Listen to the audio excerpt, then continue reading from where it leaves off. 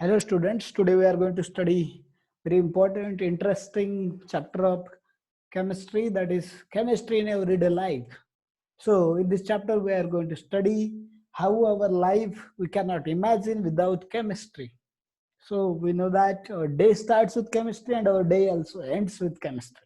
So that's why chemistry is very important. Myself Raju Bhutekar, and today we are going to study this chapter in brief. So we'll see chemistry in everyday life. Now we'll move ahead. So chemistry has contribution in various fields of our life, like diagnosis, prevention, treatment, cure, in medical field, everywhere, all those functions of medical field, chemistry plays an vital role. So chemistry is very, very essential for us. And we know that for diseases, old age and death, this cannot be eliminated. But to prevent them little bit, some diseases that can be prevented or some can be cured. For that chemistry plays a very important role. So chemistry in our life, chemistry plays very important role in medicine, chemistry plays very important role in food products, their preservation, to enhance their appeal, their preservation, and so on, other things. Chemicals in cleansing agents, detergents and soaps, and many other fields of life, chemistry plays an important role. You can see that our day start with toothpaste and ends with mosquito coil and other things, mosquito repellent and many other things. So chemistry is very useful in our everyday life, in our daily life. So that we are going to study in this chapter, major things which can chemistry contribute in our life. Those things we are going to study. So if you know, so chemistry now to meet the needs of all people in various ways, like various lifestyles and various mindsets, chemistry is very vital. So see here, now we'll start with drugs. So what is drug? So generally जब भी हम drug का नाम सुनते तो हमारे mind में थोड़ा निगेटिव परसेप्शन आ जाता है. पर ड्रग, क्योंकि हमें मूवीज में देखा है, ड्रग मतलब क्या है कि मूवीज में देखते हैं हम लोग की drug in the sense it is something negative. But drug जो है वो क्या कि any chemical or any compound which can be used as medicine or which has some biological response within our system is known as drug. ठीक है, तो prevention के लिए या डायग्नोसिस या ट्रीटमेंट और क्योर ऑफ डिसीजेस के लिए जो सब्सटेंस यूज किया जाता है, केमिकल सब्सटेंस, उसको ड्रग बोलते हैं. ठीक है, this is derive from French word drug, जिसका मीनिंग होता है ड्राई हर्ब. ठीक है, ड्राई हर्ब से बनाए जाते हैं मोस्ट ऑफ द ड्रग्स, इसलिए they are derive from the drug which is known as drugs. ठीक है, तो देखिए ये हो गया ड्रग के बारे में. तो ड्रग जनरली होते हैं कंपाउंड ही है, ऑर्गेनिक कंपाउंड. तो उसका क्या रहेगा, हम देखते हैं कि मॉलिक्यूलर मास जो लो रहेगा, low molecular mass, they have low molecular mass and they generate favourable biological response when consumed by humans. So they are known as drugs, or whatever animals they are given to, if they perform produce favorable biological response, then they are known as drugs. So we'll go ahead. Characteristics of an ideal drug. तो normal physiological process या metabolic जो action है उसको disturb नहीं करना चाहिए, पहला important चीज. तो ड्रग का फेवरेबल, इसलिए मतलब फेवरेबल इफेक्ट होना चाहिए. Harmless to host but they should destroy harmful organism. तो होस्ट जो उसको कंज्यूम कर रहा है, तो जनरली होस्ट कंज्यूम ड्रग को क्यों करेगा, क्योंकि उसके कुछ पॉजिटिव इफेक्ट चाहिए रहेगा क्योर के लिए, डिसीज के वगैरह. तो होस्ट के लिए हार्मलेस होना चाहिए. बट जो हार्मफुल ऑर्गेनिजम्स है, फॉरेन लिविंग एंटिटीज है, एलियन मैटर्स है, तो उनको क्या करना चाहिए, ड्रग ने डिस्ट्रॉय करना चाहिए. और साइड इफेक्ट उसके कम से कम होने चाहिए. अभी हम पूरा साइड इफेक्ट आइडियली तो होने ही नहीं चाहिए, बट जनरली ऐसे ड्रग तब तक बने नहीं कि जिसके साइड इफेक्ट है ही नहीं. तो जनरली सारे ड्रग्स के कुछ ना कुछ साइड इफेक्ट होते. Some are known, some are unknown, but they have side effects. ठीक है भाई, they are localised to affected site. तो अफेक्टेड साइट को ही उन्होंने क्या करना चाहिए, इन्फ्लुएंस करना चाहिए. बाकी जो एरिया है, बाकी जो चीजें है, ऑर्गन्स है, उनके ऊपर उन्होंने क्या होना चाहिए, उनके ऊपर उनका अफेक्ट नहीं होना चाहिए. Antibiotic it should kill intestinal flora. ठीक है, बाकी जगह पे उसने इफेक्ट नहीं करना चाहिए, इन्फ्लुएंस नहीं करना चाहिए. ये ड्रग के कुछ आइडियल कैरेक्टरिस्टिक्स है. देखिए अभी classification of drugs, there are various types of drugs. The first is based on doses or forms. ठीक है, डोसेज फॉर्म्स की कौन से फॉर्म में डोज दिया जाता है, जैसे कि टैबलेट्स है, सिरप है, इंजेक्शन है, this is one type. Another type is based on pharmacological effects. What effect they produce, what function they have, on that basis it is there. So analgesics are nothing but painkiller, tranquilizer, sleep inducing, anti-cancer drugs will prevent cancer or stop cancer. So based on chemical structure, that is one type. Okay, based on chemical structure, penicillin, sulphonyl, urea and so on, कि वो कौन से type के compound से derive किए गए हैं. जैसे सल्फोनामाइड से, तो सल्फोनामाइड ड्रग्स जो है उस तो सल्फोनामाइड से डिराइव किए गए, इसलिए उनको सल्फोनामाइड्स बोलेंगे. तो कौन से केमिकल स्ट्रक्चर से वो डिराइव किए गए, वो एक टाइप हो गया. Based on action of drug, जैसे कि पेन किलर मैंने बताया, एनालाइजर, एनाल्जेसिक्स या ट्रैंक्विलाइजर्स. एनाल्जेसिक्स क्या करेंगे, they will act as pain killer as well as they can act as antipyretics and so on. ठीक है, हम देखेंगे उसको आगे चल के. तो बेस्ड ऑन मॉलिक्यूलर टारगेट्स, तो प्रोटीन्स जो है वो तो कुछ अलग अलग जो ड्रग्स है अलग अलग मॉलिक्यूल को टारगेट करते हैं. जैसे प्रोटीन्स को है, या कार्बोहाइड्रेट्स को है, फैट्स को है, न्यूक्लिक एसिड्स देखेंगे हम लोग. ठीक है, ऐसा अलग अलग चीजों को क्या करेंगे, वो टारगेट करेंगे, लिपिड्स को. तो इसलिए वो depending on that they are classified in various types. So what basically drugs does, you know. So अगर हम देखेंगे कि अपने बॉडी के अंदर जो है, already human system is there, WBC is there, so how it function in individuals, we'll discuss that briefly. See कि अगर जब भी कोई अपने बॉडी के अंदर वायरस बैक्टीरिया जाता है, तो सबसे पहले जैसे कंप्यूटर का एंटीवायरस जैसे वर्क करता है, वैसे अपना इम्यून सिस्टम वर्क करता है, similar to that, but it is more efficient, more specific our human system then antivirus also. See, तो कैसे, जैसे हमने देखा कंप्यूटर में कोई अगर फॉरेन अगर वायरस वगैरह चला गया, वायरस ट्रोजन वगैरह, तो तुरंत क्या करता है, उसको आइडेंटिफाई कर लेता है एंटीवायरस, और फिर नोटिफिकेशन देता है यूजर को कि some virus is found, some trojan is found. Then he had asked for action, he studies that first, whatever he identifies, and studies that whether it is trojan, virus, or what kind of that particular thing is there. And after that, then it gives notification to the user कि a particular type of entity has found inside the laptop. So what action has to be, then it decide the action. Then it tells we have two options: either you can disinfect it, or either you can delete that file. So some viruses or some trojan can be disinfected, so it will not harm to our file, but some cannot be disinfected. So it tells that it asks permission from user to delete that particular virus. So similar fashion, our body is in that, suppose some foreign material, foreign virus or foreign living entities found, then immediately WBC start finding that and studies that. And after, while studying, it gives notification to user how you get your temperature, body temperature is raised, and many other things. We can see that body temperature is raised, correct? And many other, we can see that symptoms. Sometimes headache is there, and other symptoms. So we can see that some body pain is there. So body pain in different organs of the body. So ये सारे जो है, ये notifications है हमारे immune system से person के लिए कि पर्टिकुलर जो चीजें दिख रही है हमें, और को क्या है, वहां पे तुम्हारे बॉडी में कुछ तो प्रॉब्लम हुआ है, कुछ तो फॉरेन एलियन मटेरियल फाउंड हुआ है, ऐसा बताता है. फिर उसके बाद क्या करता है, वो स्टडी करेगा कौन से टाइप का वायरस है, बैक्टीरिया है, क्या है. फिर उसके बाद स्टडी करने के बाद वो क्या करेगा, अपना सिस्टम जो ह्यूमन सिस्टम, उसके लिए एंटीबॉडी जनरेट करने के लिए फॉर्मूला बनाएगा.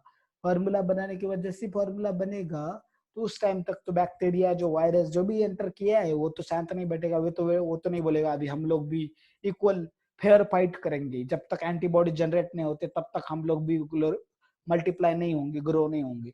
बट नहीं, वैसे तो बैक्टीरिया मल्टीप्लाई होते जाएंगे. और ये सब करने के लिए बॉडी को अच्छे से उसको स्टडी करने के लिए फॉर्मूला बना के एंटीबॉडी जनरेट करना, और सिर्फ जनरेट करना नहीं है, एंटीबॉडी जनरेट करने के बाद उनको मल्टीप्लाई करना. तो ये सारी चीजें करने के लिए बॉडी को कम से कम 2 से 3 दिन मिनिमम लग जाते. तो 3 दिनों तक फिर वो पेशेंट जो है वो सफर करता है पर्सन. तो जनरली वो मेडिसिन इनको दिए जाते हैं कि उसका सफरिंग कम हो जाए, बॉडी का जो इम्यून सिस्टम है उसको वो जो वायरस या बैक्टीरिया जो भी रहेगा उसको आइडेंटिफाई करने में हेल्प हो, एंटीबॉडीज का जनरेशन या मल्टीप्लिकेशन फास्ट हो. उसके लिए ड्रग्स बॉडी के अंदर दिए जाते हैं. एक्चुअली बॉडी ही करता है जो करना है वो, बट बस जो ड्रग्स है उनको सपोर्ट करता है बॉडी को. ठीक है, तभी देखिए नेक्स्ट फिर ड्रग उसके अंदर, जैसे ही फिर एंटीबॉडी जनरेट हो गई तो एंटीबॉडीज क्या करते हैं, फिर वो जो फॉरेन एलियन जो लिविंग एंटिटीज है उसको क्या करने लगेगा, वो उसके ऊपर एक्शन लेना स्टार्ट करता है। जैसे कि वो एक तो उसको क्या करेंगे, जैसे बैक्टेरोस्टैटिक ड्रग होते हैं, बैक्टेरोसाइडल ड्रग होते हैं। बैक्टेरोस्टैटिक क्या करेंगे, उसको ग्रोथ को रोक देंगे। बैक्टेरोसाइडल क्या करेंगे, उसको किल करेंगे। ठीक है, तो ऐसे अलग अलग ड्रग जो रहते हैं, या कुछ हमारे मेटाबॉलिक रिएक्शंस को कोई फैक्टर अफेक्ट करे तो उस फैक्टर को एलिमिनेट करेंगे और उसको नॉर्मलाइज करेंगे, उसका फंक्शन प्रॉपर करेंगे। ठीक है, जो डिस्टर्बेंसेस है उसको रिमूव करेंगे। तो ये सारी चीजें क्या करती है, बॉडी करती है। बस उसको ड्रग्स जो है अलग अलग हेल्प करते हैं। तो बॉडी के अंदर देखिए अमेजिंग सिस्टम भगवान ने बता के रखा हुआ है। It's very amazing, it works very nicely. And उसके अंदर इतना ही नहीं कि देखिए अभी जब ये लिविंग एंटिटीज, वायरस या बैक्टीरिया जो भी था, माइक्रो ऑर्गेनिजम्स, उनको डिस्ट्रॉय करने के बाद बॉडी क्या करती, कुछ सेल्स बॉडी के अंदर ऐसे होते हैं, इम्यून सिस्टम के अंदर वो रहते कि वो क्या करते हैं, फॉर्मूले को स्टोर करके रखते हैं। ये जो उन्होंने स्टडी किया था, वो पर्टिकुलर माइक्रो ऑर्गेनिज्म का डिस्क्रिप्शन एंड उसके लिए कौन सा एंटीबॉडी बनाना है, उसका फॉर्मूला, वो सारी चीजें क्या करते हैं, वो स्टडी करके उसको मेमोरी सेल्स होते हैं उसके अंदर स्टोर किया जाता है। तो नेक्स्ट टाइम जब वो same kind of micro organism when it enters in our body immediately it has identified it, because he has already studied that, so it can identify very fast. And it has also its formula, it need not to derive formula for it। तो formula भी already stored है, तो तुरंत antibody generate होंगे और क्या होंगे, multiply भी होंगे, और बैक्टीरिया बहुत ज्यादा मल्टीप्लाई होने से पहले उनको डिस्ट्रॉय करेंगे। तो नेक्स्ट टाइम अगर सेम डिसीज किसी को होता है तो वो कम सफर करता है। सो ये मेरे सेल के अंदर देखिए कितना अमेजिंग मैकेनिज्म है बॉडी के अंदर, इम्यून सिस्टम है। तो एक्चुअली सारी चीजें जो इम्यून सिस्टम ही करती है। अगर किसी का अलग देखते हैं हम लोग, हैंड लेग फ्रैक्चर हो गया, तो उसको क्या किया जाता है, प्लास्टर किया जाता है, और ड्रग क्या देते हैं डॉक्टर लोग, बस पेन किलर देते हैं, पेन कम होना चाहिए इसके लिए। और पेन की होता है देखिए बॉडी के अंदर अलग अलग हाथ पैर या अलग, क्योंकि सपोज उसमें कुछ प्रॉब्लम हो गया उस ऑर्गन में, पर्टिकुलर ऑर्गन में, तो उसका क्या करती बॉडी, इंडिकेट करती है। तो प्रोस्टाग्लैंडिन्स नाम का हार्मोन क्या होता है, सेक्रेट होता है बॉडी में, और वो क्या करता है कि उसकी वजह से पेन होता है। तो पेन से बॉडी क्या करती है, अटेंशन लेना चाहती है। जैसे हमने देखा कि लैपटॉप पे हम काम कर रहे हैं, एंटीवायरस क्या करता है, नोटिफिकेशन पॉपअप कर देता है, ताकि हमारा ध्यान जाए कि उधर कुछ तो अनवांटेड चीज हमें हमारे लैपटॉप में एंटर किया है, तो उसको एलिमिनेट करना बहुत जरूरी, नहीं तो हमारा फंक्शन नॉर्मल की तरीके से नहीं होगा। तो इसी तरीके से बॉडी क्या करता है, हमें नोटिफिकेशन देता है, ठीक है, कि हमारा जो फंक्शन है बॉडी का अच्छे से नहीं चल रहा है, पर्टिकुलर ऑर्गन में कुछ फॉल्ट है, तो you pay attention and go to doctor and take proper treatment. तो उसके लिए देखिए कितना अच्छा सिस्टम है, बॉडी भी हमें नोटिफिकेशन देता है, कोई ड्रग, कोई अगर एबनॉर्मलिटी अगर कोई ऑर्गन में आए तो उसके लिए पेन होता है, फिर वो तुरंत क्या कर लेते हैं, आइडेंटिफाई करके माइक्रो ऑर्गेनिज्म को डिस्ट्रॉय कर लेते हैं, और इस तरीके से बॉडी वर्क करते हैं। तो हमने देखा कि जो हैंड या लेग फ्रैक्चर हो गया तो उसके लिए प्लास्टर लगाते हैं, तो बस डॉक्टर पेन किलर देते हैं, और दूसरे कौन से गोली, प्रोटीन वगैरह दिया जाता है, ताकि क्या होगा, क्योंकि बॉडी क्या करते हैं, जो फ्रैक्चर हो चुके हैं, जो अगर लिगामेंट वगैरह, मसल जो भी रहेगा या बोन्स वगैरह, उसको बिल्ड करता है, बॉडी खुद बिल्ड करता है। तो उसके लिए उसको प्रोटीन्स की वगैरह जरूरत होती है, तो अगर प्रोटीन वगैरह सप्लाई किए तो जल्दी बिल्ड कर पाएगा, जल्दी थोड़ा क्योर होगा इसके लिए। और दूसरा, उसको प्लास्टर इसलिए लगाया जाता है क्योंकि मूवमेंट अवॉइड करने के लिए, क्योंकि मूवमेंट अगर होगी उसकी तो क्या होगा कि बॉडी, अगर वो पर्टिकुलर ऑर्गन का मूवमेंट हो रहा है, तो जो बॉडी ने जो बिल्ड किए अलग अलग पे, हम देखते हैं कि मसल्स और वो सब कुछ जो चीजें उन्होंने बिल्ड किया है, वो क्या है, बहुत अगर देखेंगे उसमें बहुत सेंसिटिव होता है, या बहुत हम देख सकते हैं डेलिकेट होता है, वो क्या होगा, तुरंत क्या हो जाएगा, ब्रेक हो जाएगा। तो उसको रोकने के लिए, उसको ब्रेक ना होने देने के लिए क्या किया जाता है, डॉक्टर्स प्लास्टर लगाते हैं, ताकि मूवमेंट ना हो और बॉडी अपना फंक्शन अच्छे से कर सके, और बॉडी क्या करता है, उसको हिल करता है और बाद में उसको रिबिल्ड करता है और स्ट्रेंथ बिल्ड होता है। तो इस तरीके से सारी चीजें जो है बॉडी के अंदर, इम्यून सिस्टम ही अपना अच्छे से केयर लेता है, बस ड्रग्स उसको हेल्प करते, एक तो असिस्ट करते हैं इम्यून सिस्टम को। और कुछ कुछ माइक्रो ऑर्गेनिज्म अभी जो लेटेस्ट थे, जिसको इम्यून सिस्टम उसको अच्छे से नहीं हैंडल कर पाती, या उसको आइडेंटिफाई नहीं कर पाती, या उसको किल नहीं कर पाती, उनके लिए ड्रग क्या करते हैं, बून में साबित होता है। समझ में आया? तो ये ड्रग का कुछ फंक्शन है, अभी देखेंगे आगे। देखिए नॉर्मल मैकेनिज्म हमने देखा कि एंजाइम है, एक्टिव साइट है, सबस्ट्रेट क्या होता है उसमें जाके बैठता है एंजाइम में और उसको ब्रेक करता है, ठीक है। Ionic bonding, hydrogen bonding, covalent bonding, van der Waals attraction से क्या करता है, उसे अट्रैक्ट होकर सब्सटेंस के जाके उसके अंदर जाके बैठ जाता है, ठीक है, ये नॉर्मल मैकेनिज्म है। अभी देखिए इसके अंदर क्या है, देखिए एंजाइम है और उसको सबस्ट्रेट मिला, सबस्ट्रेट एक्टिव साइट में गया, और फिर उससे क्या होगा, एंजाइम सबस्ट्रेट कॉम्प्लेक्स बना और उसको क्या किया उसने, सबस्ट्रेट को ब्रेक करके या जो मैकेनिज्म है उसको फॉलो करके उन्होंने प्रोडक्ट बना लिया। ठीक है, अभी देखो नेक्स्ट, तो ड्रग क्या करता है, ड्रग जो है एक्टिव साइट अभी इधर है और सबस्ट्रेट है, तो ड्रग देखिए एक्टिव, जो इसकी वजह से जो सबस्ट्रेट है वो जाके एंजाइम में जाके बैठता था, अपनी मेटाबॉलिक एक्टिविटी को क्या करता था, डिस्टर्ब करता था, जिसकी वजह से प्रॉब्लम जो भी फेस करते हैं वो फेस कर रहे थे। तो उसकी जगह क्या करता है, ड्रग उसके साथ कंपीट करता है, और वो जो सबस्ट्रेट एंजाइम के एक्टिव साइट में जाके बैठने से पहले ही क्या होता है, ड्रग जाके बैठ जाता है, तो इसलिए ये सबस्ट्रेट जाके नहीं बैठ पाता उधर, एंजाइम के साथ कंबाइन नहीं हो पाता और मेटाबॉलिक एक्शन को डिस्टर्ब नहीं कर पाता। और ड्रग क्या है, मेटाबॉलिक हमारी जो एक्शंस, मेटाबॉलिक रिएक्शंस है, तो उसको तो डिस्टर्ब, प्रोसेसेस है उसको डिस्टर्ब नहीं करेगा। तो ठीक है, इंडस जो रहेगा एक्टिविटी, एंजाइम का एक्टिविटी सबस्ट्रेट की वजह से क्या होता है, कम हो जाता है, बंद हो जाता है, क्योंकि वो खुद ही जाके बैठ जाता है, एक्टिव साइट को ब्लॉक कर लेता है और हमारी रेगुलर मेटाबॉलिक साइट्स एक्टिविटीज रुक जाती है, प्रोसेसेस बंद हो जाती है। तो ड्रग उसमें जाके बैठ के क्या करता है, इसको प्रोहिबिट करता है, सबस्ट्रेट जो अनवांटेड सबस्ट्रेट है एंजाइम में बैठने से। ठीक है, तो इसलिए वो कॉम्पीट करता है उसके साथ, समझ में आया, इस तरीके से ड्रग वर्क करता है। फिर सबस्ट्रेट चला गया और एलोस्टेरिक साइड से ड्रग फिर से क्या हो जाता है, बाहर जाता है और एंजाइम फिर से एज इट इज बनता है हमारा, और वहां पे क्या होगा, ड्रग जाके हमारा बैठ जाएगा। ठीक है, एलोस्टेरिक साइट ऑक्यूपाई करता है ड्रग, तो सबस्ट्रेट को उसमें एंटर करने से प्रिवेंट करता है, और उसके अंदर क्या हो जाएगा हमारा, देखते हैं कि हमारा एक मॉलिक्यूल जो है फिर रेगुलर हमारे मॉलिक्यूल्स आके बैठ जाएंगे और हमारा मेटाबॉलिक एक्शन ग्रेजुअली क्या होगा, नॉर्मलाइज हो जाएगा, प्रॉपरली फंक्शन करना स्टार्ट करेगा। समझ में आया? फिर देखिए नेक्स्ट अगर देखते हैं हम लोग, तो ये सबस्ट्रेट है फिर ऑक्यूपाई नहीं कर सकता एक्टिव साइट। ठीक है, ड्रग के प्रेजेंस में फिर शेप ऑफ एक्टिव साइट क्योंकि चेंज हो गया, और सबस्ट्रेट का जैसा शेप था उससे क्या हो गया, वो डिस्टॉर्ट हो गया, एक्टिव एंजाइम का शेप बदल गया, इसलिए सबस्ट्रेट उसमें जाके नहीं बैठ सकता। तो ड्रग ड्रग क्या करता है, एंजाइम का एक्शन इनहिबिट करता है, बट नॉन कॉम्पिटिटिव मैनर में, उसको उसके साथ कम्पीट नहीं करता। ठीक है, सबस्ट्रेट कम्पीट करता है और मेटाबॉलिक रिएक्शन की जगह जो चीजें उसके अंदर प्रोसेस होनी थी एंजाइम को, उसको ही रोक के खुद जाके प्रोसेस होता है उसके अंदर, इसलिए फिर हमारे मेटाबॉलिक रिएक्शन प्रोसेसेस जो है वो अफेक्ट होते हैं। बट ड्रग क्या करता है, बिना मेटाबॉलिक प्रोसेसेस को अफेक्ट करे सबस्ट्रेट से एंजाइम को बचाता है और हमारा मेटाबॉलिक प्रोसेस को रेगुलरली मेंटेन करता है, नॉर्मलाइज बनाता है। ठीक है, समझे? तो इस तरीके से नॉन कॉम्पिटिटिव इनहिबिशन इस तरीके से रहेगा। हमने देखा अभी केमिस्ट्री इन एवरीडे लाइफ, अभी इसमें action of drugs on receptor proteins. ठीक है, फॉस्फोलिपिड्स बाइलेयर है, तो रिसेप्टर प्रोटीन रहेंगे इधर, सेल मेम्ब्रेन से। देखिए इसके अंदर जो केमिकल मैसेंजर्स है, ठीक है, सबस्ट्रेट जो है केमिकल मैसेंजर है, ठीक है, सबसे केमिकल मैसेंजर हार्मोन्स है, तो रिसेप्टर एज ड्रग टारगेट्स। तो हमने देखा कि पहला टाइप है उसमें action of drug on receptor proteins. तो ड्रग क्या करते हैं, जाके रिसेप्टर प्रोटीन को वॉल पे स्टिक हो जाते हैं, और हमने देखा कि अलग अलग, तो उससे कुछ metabolic action, biological response produce करते, फेवरेबल रिस्पॉन्स, जिससे क्या होगा, प्रॉब्लम्स हमें क्रिएट नहीं होंगी।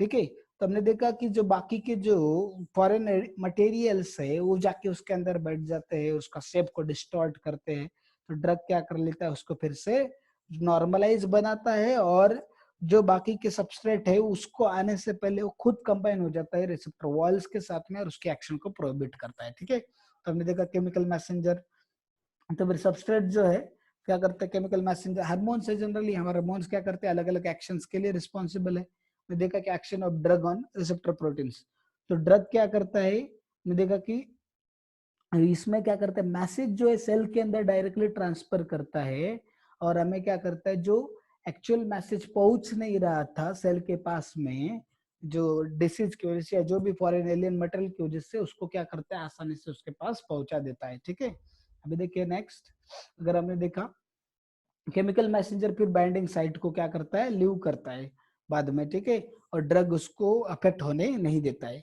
देखा फिर रिसेप्टर प्रोटीन, तो हमने देखा एगोनिस्ट। देखो अभी एगोनिस्ट क्या है, drug attaches to the binding site of receptor, drug directly, मैंने जैसे बताया आपको, बाइंडिंग साइट जो है उसका उसके साथ अटैच हो जाता है, और एक्शन जो मैसेंजर का वो कॉपी करता है। ठीक है, एंटागोनिस्ट क्या है कि drug binding site of receptor को अटैच होता है और मैसेंजर के एक्शन को अपोज करता है। ठीक है, तो एंटागोनिस्ट एंड एगोनिस्ट, ये दो टाइप का ड्रग हमने देखे उसमें। तो इस तरीके से कुछ ड्रग क्या करते हैं, वो मैसेज, सपोज जो मैसेज फेवरेबल है तो उसको कॉपी करके सेल तक पहुंचा देते उस मैसेज को, ठीक है, और अपनी जो नॉर्मल मेटाबॉलिक रिएक्शन है उसको परफॉर्म रेगुलरली करते रहते हैं या होने देते हैं उसको, एंड उसके प्रोसेस को अफेक्ट नहीं होने देते। बट एंटागोनिस्ट क्या करते हैं, जो अनफेवरेबल मैसेजेस है उसको सेल तक पहुंचने नहीं देते और उसके मेटाबॉलिक एक्शन को डिस्टर्ब होने से रोकते हैं, ठीक है। तो देखिए केमिकल्स इन मेडिसिन अलग अलग टाइप के, तो एनाल्जेसिक्स है, ट्रैंक्विलाइजर्स, एंटी फर्टिलिटी ड्रग्स है, anti microbial, anti acid and anti histamine. तो हम वन बाय वन देखेंगे डिटेल में। तो एनाल्जेसिक्स क्या है, देखिए मैंने देखा कि it is basically pain killer, ठीक है। एनाल्जेसिक्स कंडीशन ऑफ एनाल्जेसिया मतलब क्या है, देखिए condition of relative insensitivity to pain without loss of consciousness. तो पर्सन बेहोश बिना हुए या उसका कॉन्शियसनेस बिना लूज हुए क्या होना चाहिए, उसमें हमने देखा कि पेन जो है उसका सेंसेशन लूज हो जाएगा, तो वो एनाल्जेसिक है। तो देखिए एनाल्जेसिक बेसिकली क्या करता है, पेन को बस कम करता है, ठीक है।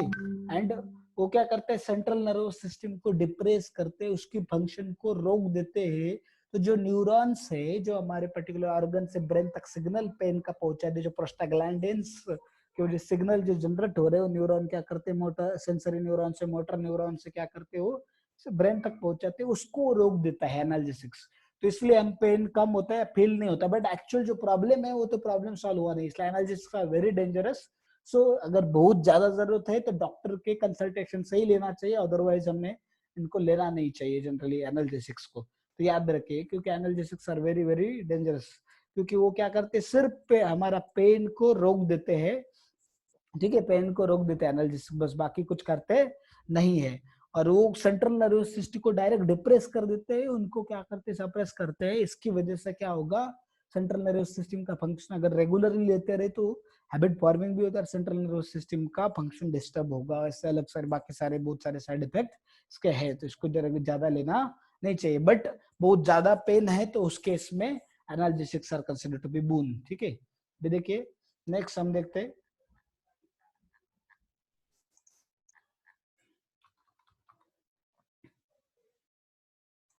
तो देखिए एनाल्जेसिक्स दो टाइप के होते हैं, ठीक है, narcotic analgesics and non narcotic analgesics. तो ये जो ड्रग है नार्कोसिस प्रोड्यूस करते हैं, ठीक है। तो narcosis and do not produce narcosis, non narcotic do not produce narcosis. They are very potent drug, बहुत ज्यादा पावरफुल ड्रग होते हैं। एंड ठीक है, एंड उनका अगर रेगुलर यूज किया तो हमने क्या बोल सकते हैं, दे लीड टू एडिक्शन। मतलब इससे क्या होता है कि हेलुसिनेशन होता है नार्कोटिक से, और कॉन्शियसनेस भी ठीक से नहीं रह पाता है, वो पर्सन अलग ही दुनिया में फिर जाने लग जाता है, ठीक है। हमने देखा कि state of deep sleep, unconsciousness हो जाते हैं, उसकी वजह से अनकॉन्शियस हो जाता है पर्सन नार्कोटिक ड्रग्स। यार देखा ये है एनालिसिस, ठीक है ना, वो क्रिएट करते, स्लीप करते, इंड्यूस करते, तो हमने देखा अनकॉन्शियसनेस इंड्यूस करते। और ये जो नॉन नार्कोटिक एनाल्जेसिक्स है, they do not produce narcosis, ठीक है, उससे एडिक्शन नहीं होता और वो अलग हेलोसिनेशन, अलग दुनिया में फील नहीं करता person, he remains normal. They are not so potent, इतने पावरफुल होते नहीं है वो, ठीक है, इसलिए वो उनका एडिक्शन नहीं होता, ज्यादा एडिक्टिव नहीं होते। बट नार्कोटिक बहुत हाईली एडिक्टिव होते, अगर वो ड्रग उसको नहीं दिया गया, that person may go two comma और ही it may lead to even death also, so that's why it is very dangerous. So narcotic analysis जो आप मूवीज में देखते हैं ना कि ड्रग पकड़े गए, ड्रग पुलिस ने ड्रग पकड़ा, ड्रग का बिजनेस है, वो नार्कोटिक एनालिसिस है, which should not be taken without the consultation of doctor or recommendation of doctor, and its doses are also very, has to be taken in very minute amount, which doctor specifies that according to the patient situations. So that should not be taken without doctor consultation. If doctor allows, then only that should be taken. So these are very dangerous things. Analgesics we should not take only, they are very dangerous things, ठीक है, याद रखिए। तो देखिए अलग अलग दिखते हैं उसके, दे आर, मैंने बताया कि सेंट्रल नर्वस सिस्टम डिप्रेस करते, सप्रेस करते, उसकी पूरे फंक्शनिंग को क्या कर देते हैं, उसको रोक देते हैं और अलग ही दुनिया में पर्सन को लेके जाते हैं, इल्यूजरी दुनिया में, हेलुसिनेशन में लेके जाते हैं। तो देखिए इसमें वो जो है non narcotic central nervous system को इतना क्या करते हैं, वो सप्रेस नहीं करते, ज्यादा अफेक्ट नहीं करते, कि जैसे उसका क्रोसिन, एस्पिरिन इसके एग्जांपल है। और इसके एग्जांपल जो है ओपियम एंड इट्स प्रोडक्ट, जैसे कि morphine, codeine and cocaine, heroin, ये सब क्या है, नार्कोटिक ड्रग्स है। तो ये देखो ऐसे एलएसडी ऐसा ड्रग है कि अगर आप नाले में भी पड़े, देखा ना आपने, शराब पी के लोग नाले में पड़े, उनको लगता है मैं हेवन में हूँ, कितना अच्छा आनंद आ रहा है। तो वैसे ही हेरोइन अगर पिया तो, या हेरोइन अगर कंज्यूम किया, इनहेल वगैरह अलग अलग तरीके से ड्रग्स लेते हैं, कुछ इनहेल करते, कुछ इंजेक्शन लेते, कुछ टैबलेट्स वगैरह खाते, अलग अलग तरीके हैं उसके, ठीक है। तो उसको लिया तो हेरोइन लेने के बाद क्या होता है, person feels that very soothing breezes are flowing near me and I am in heaven, so beautiful gardens are there, so nice amazing fragrance is coming, and I am the controller of whole world, like that feelings come. Even black and white you will start seeing it as color, very attractive color TV television and so on, many other things. So heroin produce so high quality, high level of intoxication and hallucination and illusory things. So that's why it is very dangerous and it is habituated, habit forming, ठीक है, addictive. So that's why it has to be avoided. So this is about analgesics.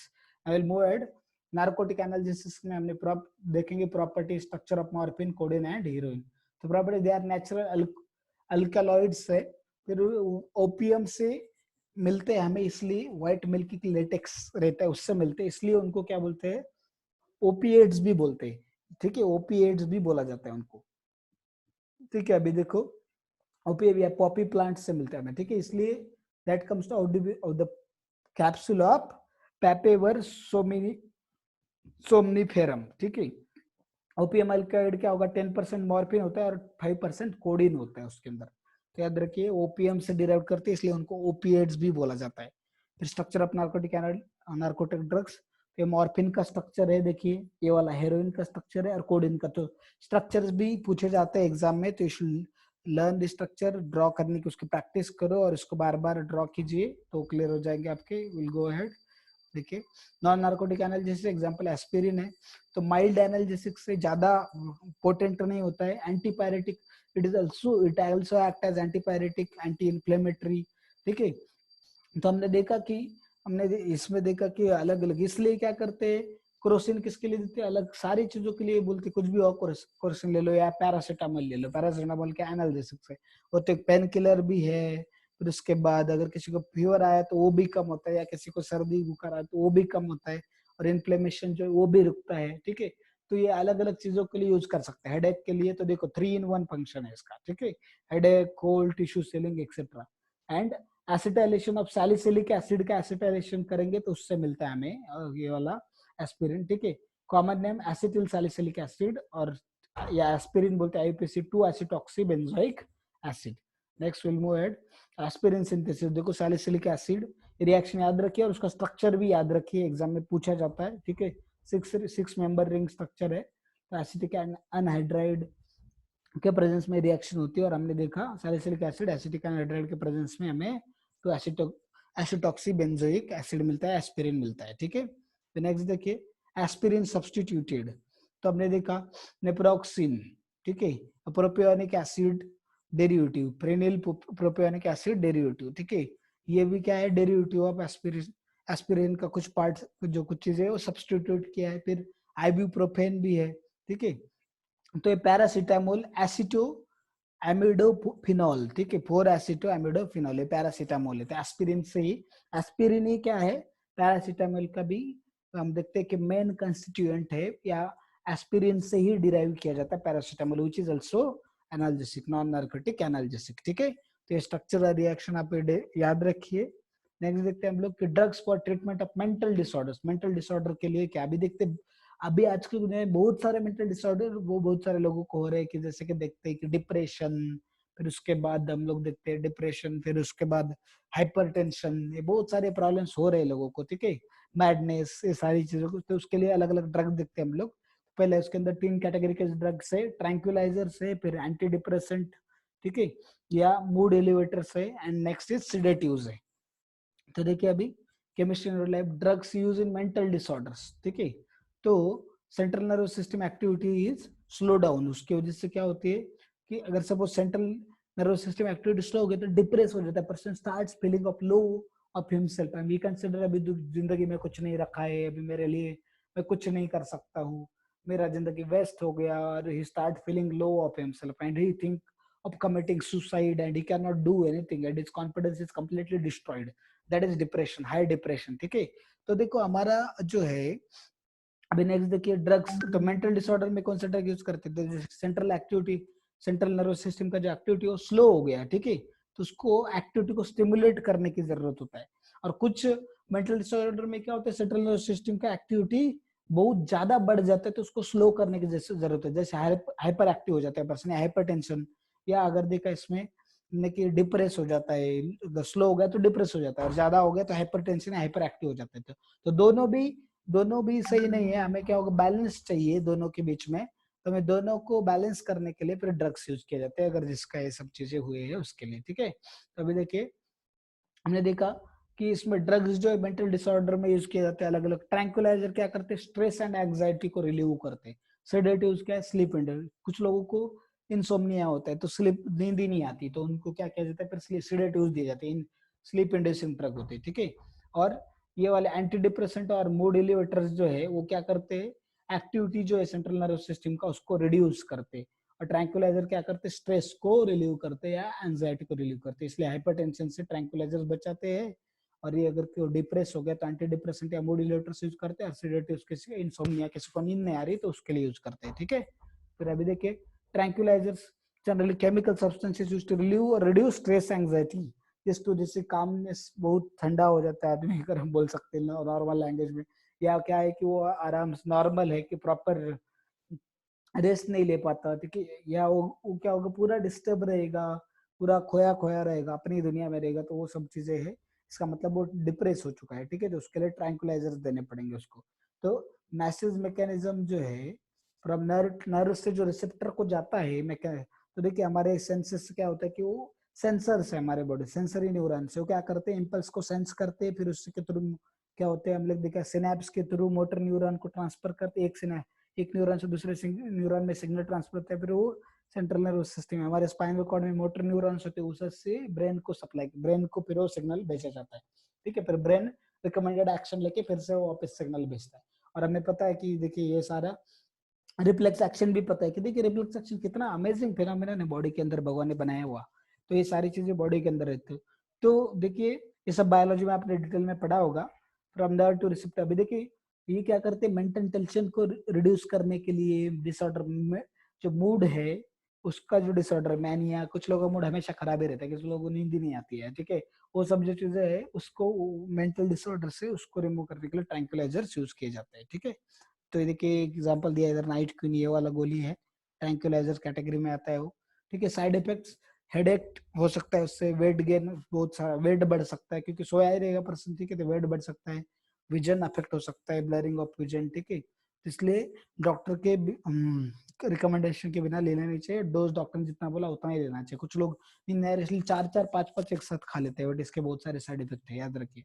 फिर comes from carbamic acid, carbamic acid के derivative जो carbamic acid से बनाते हैं, और इसका एक एग्जांपल इक्वेनिल, वेरोनिल, सेकोनल, ये सब इसके एग्जांपल्स है, ठीक है।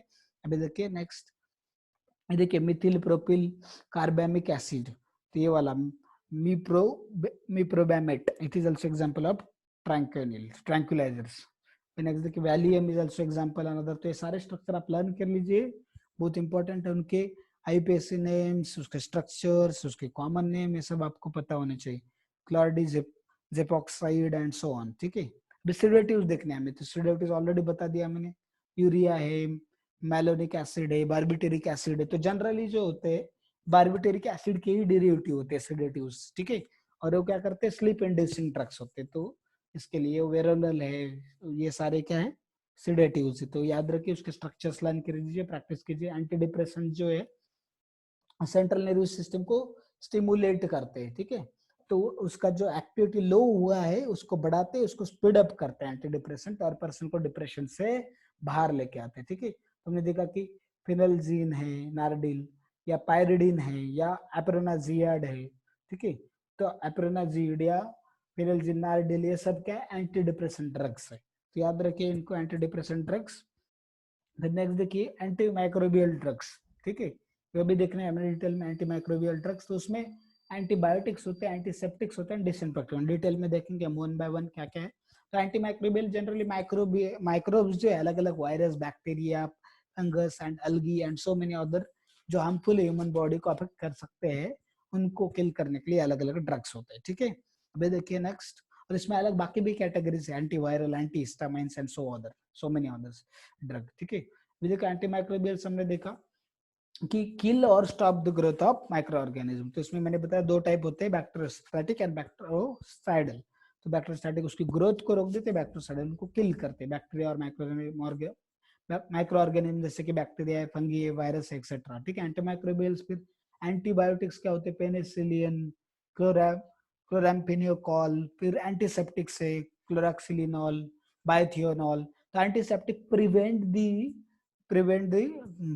micro entry of microorganism in the body or to kill them before they affect our immune system. They are antiseptic. And इसमें तो एंटीसेप्टिक और डिसइंफेक्टेंट में फर्क क्या है, देखिए antiseptic can be apply to the living tissues. Living tissues को क्या कर सकते हैं, डायरेक्टली हम लोग अप्लाई कर सकते हैं उनको, जैसे ह्यूमन को, बॉडी को, हैंड्स, अलग अलग ऑर्गन्स को। बट डिसइंफेक्टेंट्स लिविंग टिश्यूज को अप्लाई नहीं कर सकते। तो फर्श पोछने, फर्श क्लीन करने के लिए या कपड़ों को क्लीन करने के लिए, उसमें बैक्टीरिया वगैरह किल करने के लिए वगैरह यूज करते हैं। टॉयलेट क्लीनर से सब क्या है, डिसइंफेक्टेंट्स।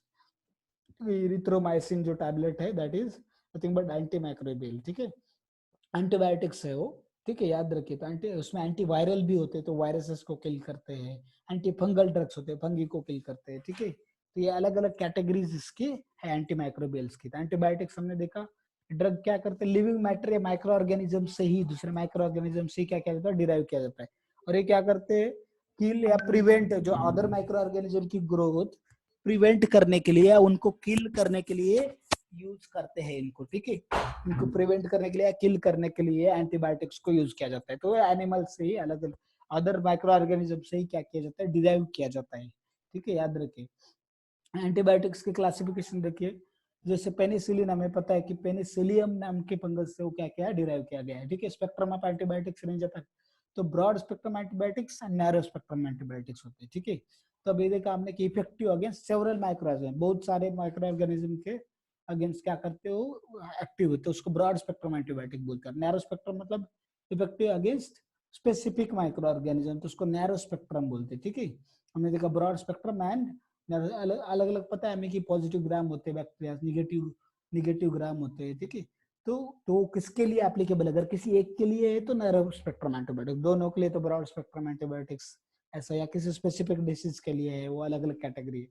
क्लोराम्फेनिकोल, तो देखिए क्लोराम्फेनिकोल एंड एमोक्सिसिलिन एग्जांपल से किसके, ब्रॉड स्पेक्ट्रम एंटीबायोटिक्स के। नैरो स्पेक्ट्रम पेनिसिलिन, अपलुक्स अपलुक्सेन, फिर उसके अप्लेक्सासिन, ये जो है अलग अलग पेनिसिलिन, इसके नाम थोड़े डिफिकल्ट है तो देखिए उसका प्रोनाउंसिएशन। तो वो सारे जो है ड्रग्स किसके लिए, एंटीबायोटिक्स कैटेगरी में आते हैं। उसके दो अलग अलग टाइप्स है, तो आप इसके एग्जांपल्स लर्न कर लेना, उसके प्रॉपर्टीज लर्न कर लेना, ठीक है। मोड ऑफ एक्शन देखिए, बैक्टीरियोसाइडल, मैंने ऑलरेडी बता दिया आपको, बैक्टीरियोसाइडल होते हैं एंटीबायोटिक्स, तो माइक्रो ऑर्गेनिज्म को किल करते हैं, जैसे पेनिसिलिन है एमिनोग्लाइकोसाइड से। फिर उसके बाद देखा हमने बैक्टीरियोस्टैटिक एंटीबायोटिक्स, जो ग्रोथ जो है माइक्रो ऑर्गेनिज्म को उसको रोक देते हैं, उसको मल्टीप्लाई नहीं होने देते, जैसे इरिथ्रोमाइसिन है, टेट्रासाइक्लिन है, क्लोराम्फेनिकोल है, ये सारे हैं, ठीक है। अलग अलग उसके बेस पे दो टाइप है उनके। फिर साल्वर्सन जो है, सिफिलिस डिसीज के लिए साल्वर्सन यूज किया जाता था, ठीक है। तो एंटीसिपिलिटिक एजेंट है, ठीक है, साल्वर्सन। फिर उसमें ये एजाइड जो लिंकेज है वो बहुत हार्मफुल था, ठीक है। तो ये वाला आर्सेनिक जो लिंकेज है बहुत हार्मफुल था ह्यूमन बॉडी के लिए, तो उसको क्या किया जाता है, रिमूव, उसके साइड इफेक्ट है बहुत, तो उसको रिमूव करके फिर इसी ड्रग को क्या किया, थोड़ा मॉडिफाई किया और इसकी जगह N double bond N add किया, ठीक है। तो इसका येलो कलर होता है, तो ये उसका साइड इफेक्ट से रोकने के लिए, ठीक है। फिर नेक्स्ट देखिए, देखा प्रोंटोसिल है, तो प्रोंटोसिल जो है प्रोड्रग है सल्फेनामाइड का, तो सल्फेनामाइड से क्या किया जाता है, इसको डिराइव किया जाता है प्रोंटोसिल। तो अभी देखा हमने ये ह्यूमन बॉडी के अंदर प्रोंटोसिल क्या करता है, सल्फेनिलामाइड में फिर से कन्वर्ट हो जाता है, प्रोंटोसिल कन्वर्ट किया जाता है सल्फेनामाइड में। सल्फेनामाइड से क्या करते हैं, उसको डिराइव करते हैं और फिर से सल्फेनिलामाइड में ह्यूमन बॉडी में कन्वर्ट हो जाता है, सल्फामाइड से डिराइव किया जाता है उसको, ठीक है। नेक्स्ट देखिए अभी सल्फापाइरिडिन, तो सल्फापाइरिडिन ये देखिए, इससे क्या, पेनिसिलिन बैक्टीरियल से, सल्फापाइरिडिन अनदर एग्जांपल, पेनिसिलिन, इसका स्ट्रक्चर ऐसा है, सारे स्ट्रक्चर आप लर्न कर लीजिए, ठीक है। देखिए ये वाला हमने देखा, इसमें पेनिसिलिन बैक्टीरियोसाइडल है, ठीक है। नेक्स्ट क्लोरामफेनाकॉल है, बैक्टेरोस्टैटिक ड्रग है ये वाला, ठीक है। तो इसका एग्जांपल, ये स्ट्रक्चर लर्न कर सकते हैं आप, ये सारी चीजें पढ़ सकते हैं। तो देखिए सारे स्ट्रक्चर आप लर्न कर लीजिए। फिर एंटीसेप्टिक्स, ठीक है।